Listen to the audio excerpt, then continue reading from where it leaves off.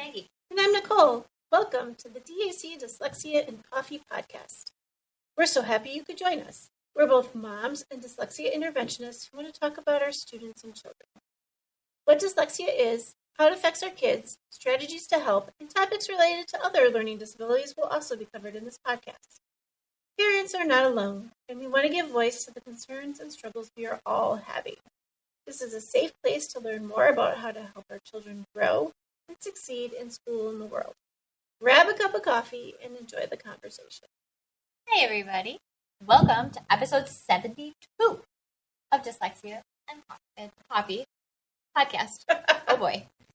Starting off good today. We're going to start our episode like we do every week with the concept of the week.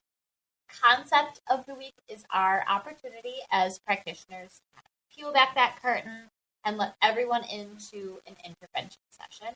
We like to teach about things that we are either directly teaching to our students or their families. So, teachers got to teach. Today's concept of the week is motivation. Motivation is the internal drive or external incentive that pushes you to ask, right? So it's giving purpose to a behavior, right? Sometimes they're categorized into intrinsic motivation, which means it's coming from within, or extrinsic from the outside, things like rewards, benefits, right? Easier task initiation. We can achieve goals, increase satisfaction. So setting those clear, small goals and finding your why, right? That motivation is kind of that why piece. I think motivation sometimes gets really misunderstood. I agree. I think this is often misunderstood, but really it really just is kind of that why, and it can be internal and it can be extrinsic. And if I may step on a soapbox for a minute, sometimes, right, that idea of internal and external, or like intrinsic versus extrinsic motivation, sometimes it's like this really big push for like, you really want your students to be intrinsically motivated to do something. And while I think that's true,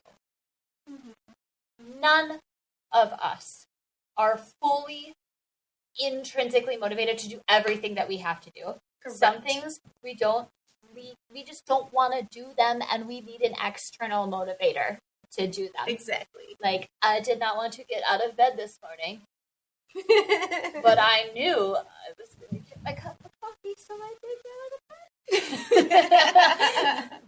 Right? Like, some of us don't want to go to work every single day, but I think we do want our paycheck, right? I mean, exactly. It's all those things that, yes, all of us are both intrinsically motivated. Something comes from within, right, and also extrinsically motivated. So sometimes I think we just have some unrealistic expectations of kids. Like, exactly, they should just be intrinsically motivated to read. Well, they're not gonna, because this kid just isn't gonna. Right. So, because obviously everybody's different, right? Exactly. So, episode 72 is about graphic novels and motivation. I know. We decided to combine a couple topics today because they kind of go along with each other. They do.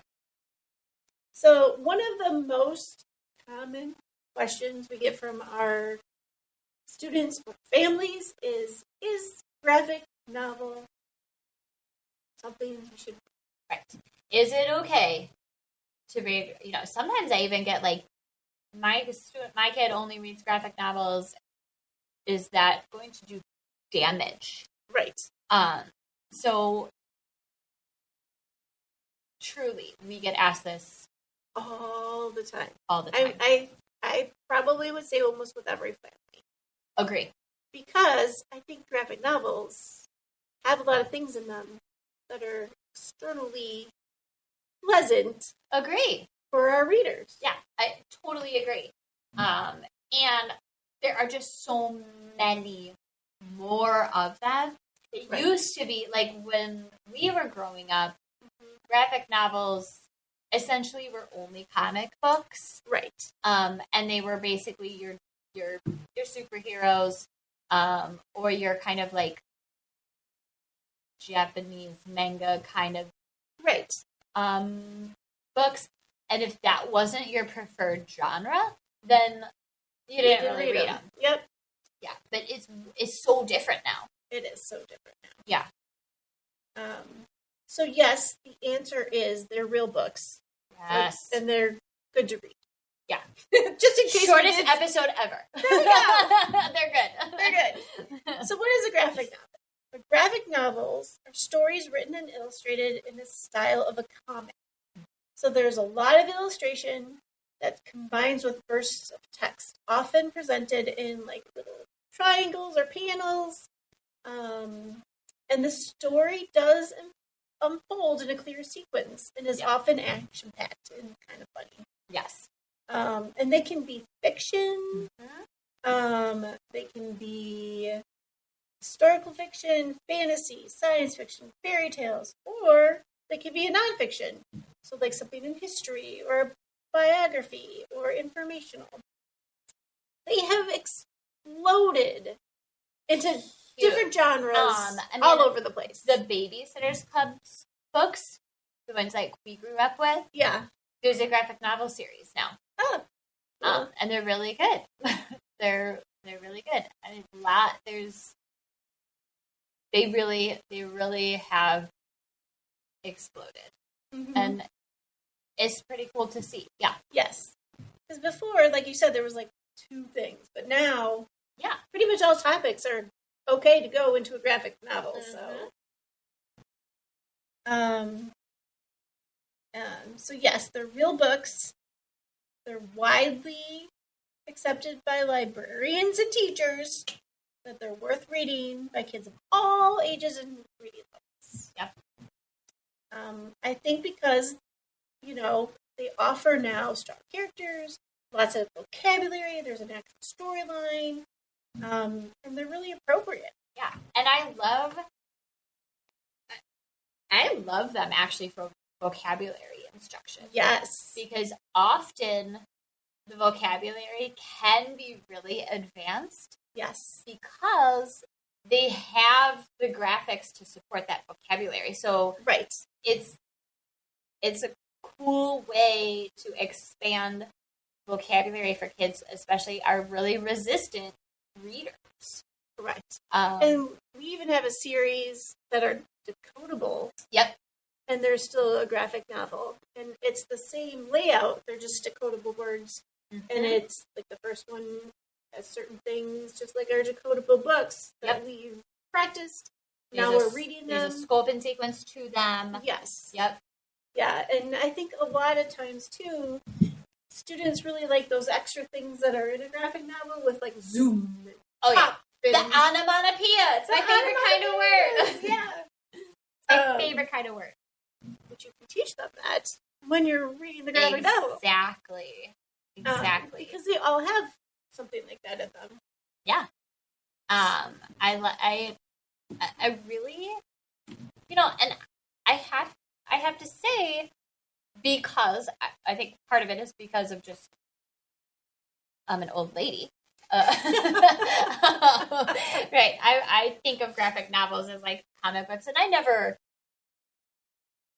didn't think comic books were fine. Like it wasn't necessarily what I was into. Right. So I don't think I really gave them a good chance. I was not a person as a kid who read graphic novels.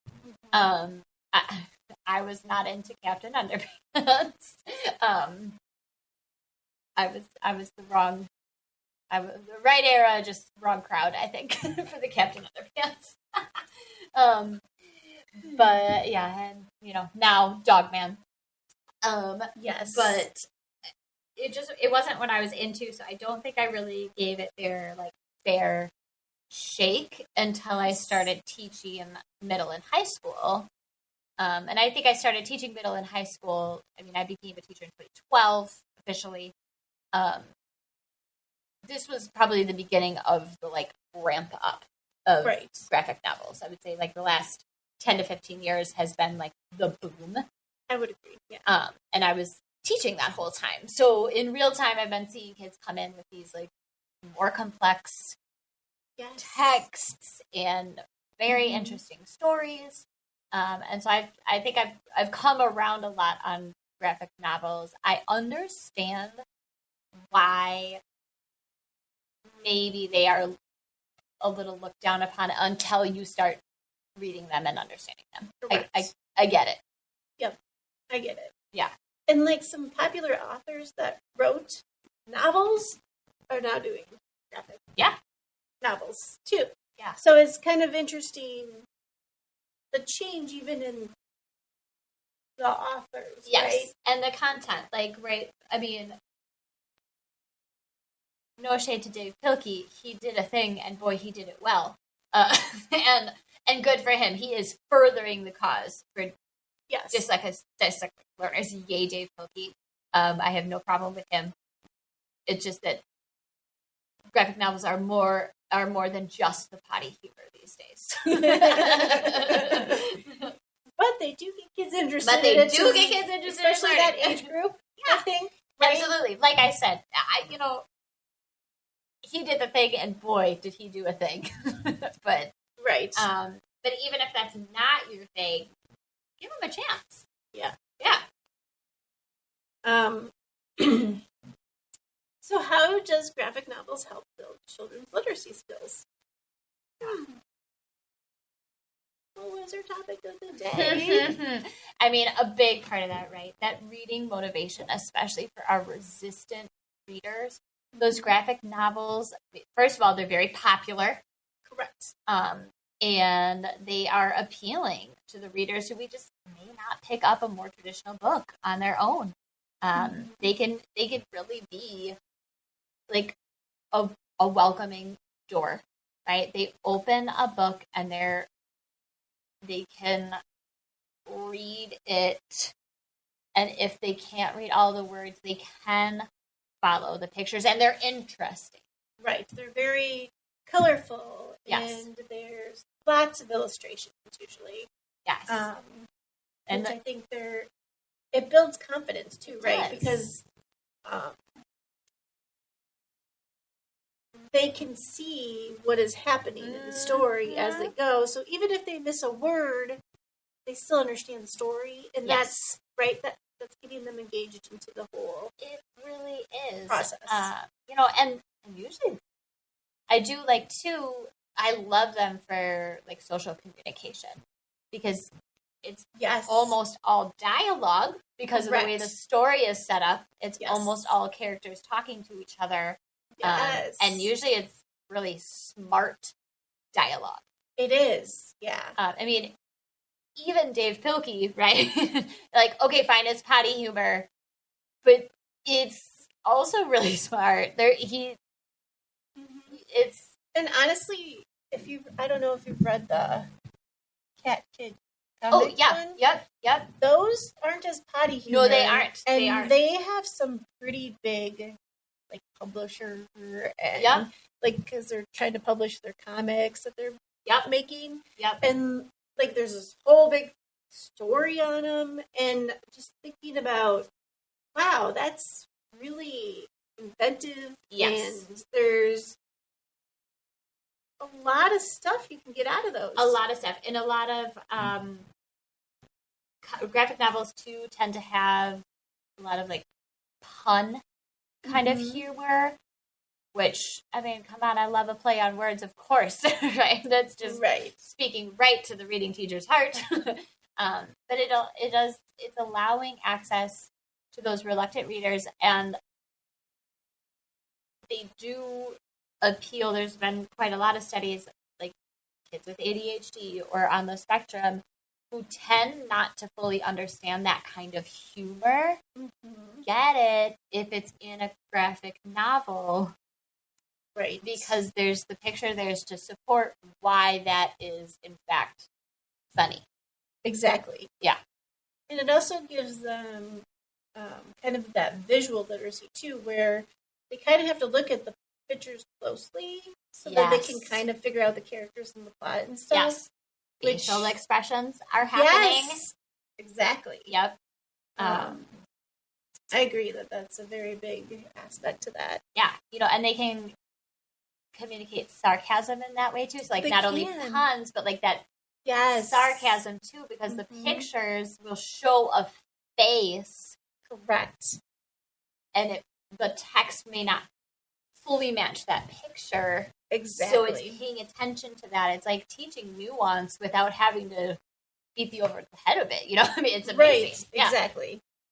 Yeah. And then, obviously, I like, too, when they have those onomatopoeias. Yes. Because you actually have to decode those. Some of them are not really real words. Correct. Sometimes. Correct. Yeah. Exactly. And so you actually have to, like, decode the sounds in them. Biff. Yeah. I'm like, yeah. And it brings me joy because I think I always think of the old school Batman, like with Adam West. Oh, yeah. That Batman. Oh, yeah. Where in the TV show, it was go, pow, bang, biff. I know. I grew up watching that, like, reruns of that all the time. And that it just, I don't know, it brings me joy, I have to say. Also, like, the story structures are more detailed. They're stitched together. Some of them, like, go from book to book, so you're starting to learn series books, right? Yes. And, like, it helps the student be able to say what came first, what came next, what happened in the story, which is comprehension, people. It's huge, right? And if there is kind of like a flashback, they will sometimes have to, like, flashback to a previous story, and you have to kind of recall it. Of course, there's one of them that says, "Don't you remember I'm the bad guy from book 1?" And I'm like, yes, that's exactly, because it makes that connection. It makes that connection.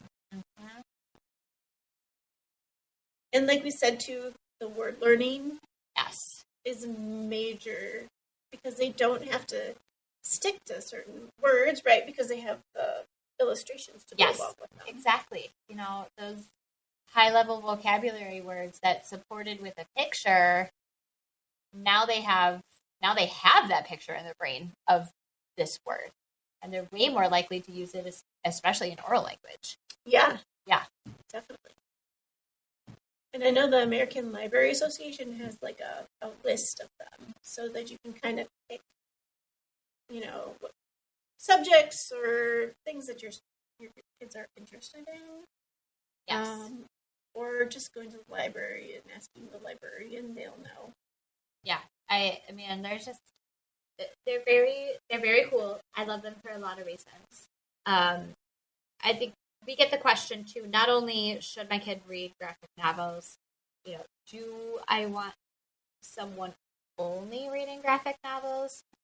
No, because I want kids reading multiple genres. Right. But it's a good way to start. But it's a great way to start. And if it is your child's preferred reading format, then let them read a lot of those and then supplement with things that look different than that. It's a good way to build the muscle of exposure to many different kinds of things. Mm-hmm. And I think it is often a way in for kids who are not reading, especially whole books. There's a lot of concern and concerning data coming out about just the decline of kids and adults both reading full books from cover to cover. Right. These absolutely count as full books. Exactly. And often they are written in series, so it's like they have to get their hands on the next one. There is a psychologist that did research on the different kinds of motivation for reading.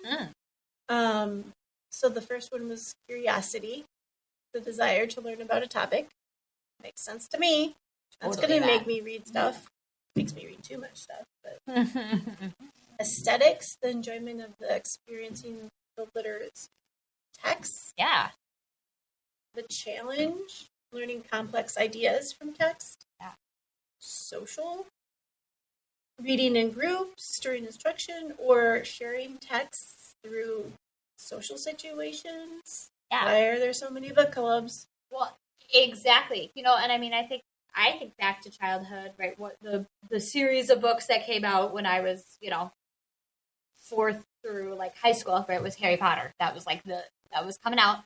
And everyone was reading it, right? So you had to read it or you didn't know what they were talking about. Exactly. And I think, Dogman, Cat Kid, like those are kind of like that. Right. Everybody's reading them, so you need to know the Wings of Fire series too. Oh yeah. That's a big one. Kids are into it. It's something that they're talking about. And then, like for the older kids, it was the diaries one. Yeah. All I can think of right now is Diary of a Wimpy Kid, and that's not what we're talking about. No, but it was a different one. But yeah, same thing. Similar. I cannot remember. recall. I know. Oh my gosh, our listeners are like, it's this. But I can't recall it right now. I'm thinking of the wrong thing. But even something like Diaries of a Wimpy Kid, it was like graphic novel adjacent. Correct. Yeah. Exactly. And then for younger readers, curiosity, engagement, and the relevancy of a book choice. That would impact a child's level of curiosity about words and concepts and engaged with the text and the topics in the text.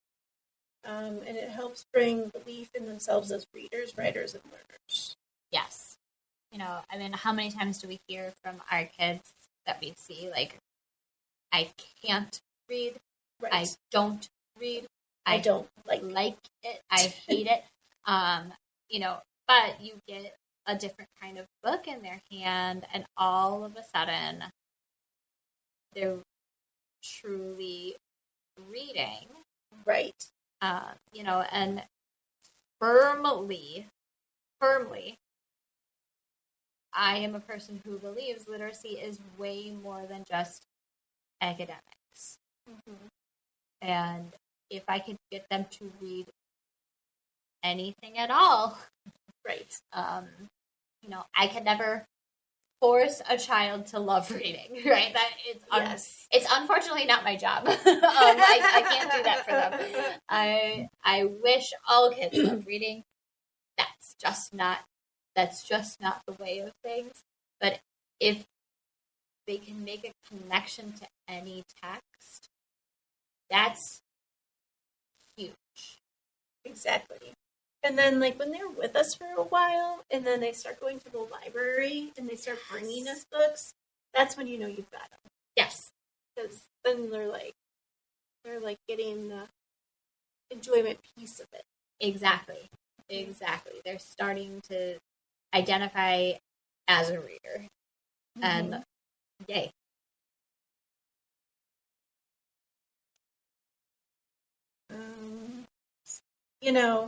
I think peer groups of reading, back to the book club, sometimes when teachers use that in a classroom, that can be very helpful because, they talk about the story, there's questions and answers, you're kind of diving a little deeper, and it's kind of something for them to just talk about. It's definitely something I'm starting to see, too. I know that this year, my son is in second grade, and they do have a graphic novel unit. So they're going to read graphic novels. Oh, nice. And they're going to write graphic novels, their own graphic novels. Aiden's already been working on his. Oh, that's the other thing, too. often kids who read graphic novels, they try their hand at writing them. That's also good because writing's It's important. Huge. It's so important. It's so important. He's working on his own little series that started over the summer with our OT student Lauren. Yeah. His main character in some of the books is the villain, and some of the stories he's the hero. I'm not sure. It is so what goes on in his brain. It's awesome. But I love it. It's a way to engage those kids who otherwise are kind of reluctant about reading and writing. I agree. And I can get him to kind of correct some of the things in his graphic novel that he's writing. That makes sense. Yeah. Whereas like other kinds of writing, he's like, leave me alone, Yeah. And if you go back to one of our earlier podcasts, we go through a whole list of different books appropriate by age. Yes. And the topics. Because you definitely want to make sure that, even if it's a graphic novel, there's different ages for graphic novels, just like books. They are not created equal. They're all different ages. They are different ages. I will say the other plug I will put in the graphic novel like category is usually on the back blurb of the graphic novels. They're pretty explicit about saying like young adult or like that's good. Kid.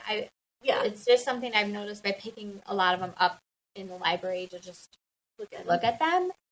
Because they have engaging cover art too. True. Right? So it's like I find myself just kind of drawn to them to just check out the really cool artwork involved. But they often are kind of explicit about like who is this main character, and if this main character is like a teenager, it's probably going to be a little bit more mature theme. Right. And they're usually going to kind of come out and say that. If you ever have questions, right, like ask your librarians. They will know. I am such a fan of the librarians. They know what they're talking about. They really do. All right, so Maggie, what's happening outside of dyslexia? Oh my goodness. So what's happening outside of dyslexia right now is we finally are out of our extreme cold snap that we were having. Was not enjoying. I mean, this is southeastern Wisconsin. It is usually cold in December, but not the kind of cold that we were having this week. This past week was bitter cold that we're not really used to until like end of January. It's been a really weird weather year. Like our leaves did not drop until late, and then all of a sudden we got tons of snow on top of our leaves. And then it froze. Spring is going to be a huge mess. Yes, it will be. Because I don't know. I think we got our yard like 90% clean, but not all the way. Like I don't think anybody did this year. We're not alone. I don't know how you could have. Yeah, because it just dropped and then foot of snow. Snowed a lot. That's like we got our snow early. Yep. And then today it's much nicer out, which I'm happy to not. I don't like the bitter colds. No. I don't like the bitter colds. I can handle living here most of the time. Yeah. With the wind chill, it was like negative 40 is what we're saying. Yeah. It's not like it was. Yeah, it was 30 degrees out. Flirting with like the polar vortex. Like it was only a couple degrees warmer than like we would have had in school. Right. Like it was that cold, where dangerous to go outdoors for any length of time, which I do not enjoy because my kids need to go outside. I agree. Yeah. Get some of that energy. So I'm happy that the temperatures are send them outdoors, bundled up, go. Yes. Today it's like in the 30s, which Yeah. For us is like, Yeah, I mean, it's a full, 50 degrees warmer than it was on Sunday. It is, yeah. So, yeah, yay. Yay. 30s is very tolerable weather for December. I'm fine with 30s. Yes. Yeah. Mm-hmm. What's going on with you, Nicole? Yeah.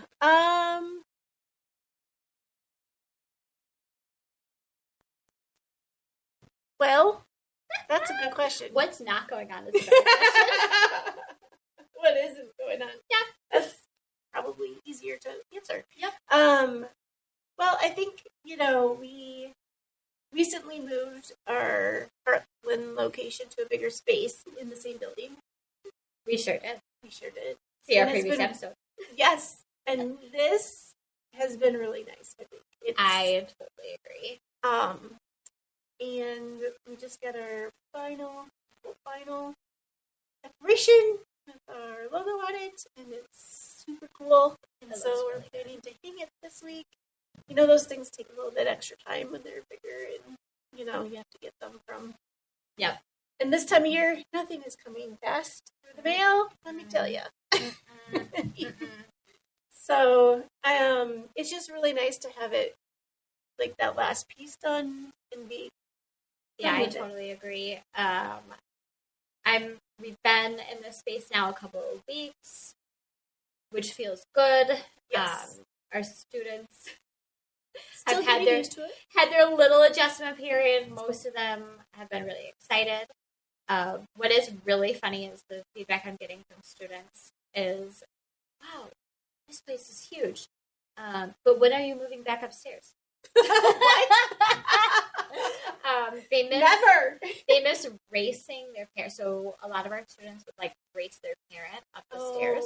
Yeah. Or try to beat the elevator because there's an elevator, right? So their parent would ride the elevator and they would run up the stairs and try to scare them or beat them. So yeah, that is the feedback. But when are you moving back upstairs? Well, we're not. This is where we live now, which also makes them laugh at me you live here? The literal kids, I just love them. Yes. Well, thank you, everybody. Please follow us on social media and reach out if you have any questions or you would like us to discuss a topic. If you do like our show, please be sure to follow and then rate us on your favorite podcast player. That rating is really how we reach more listeners, and then we get to help more families. Thank you, everybody. Thank you.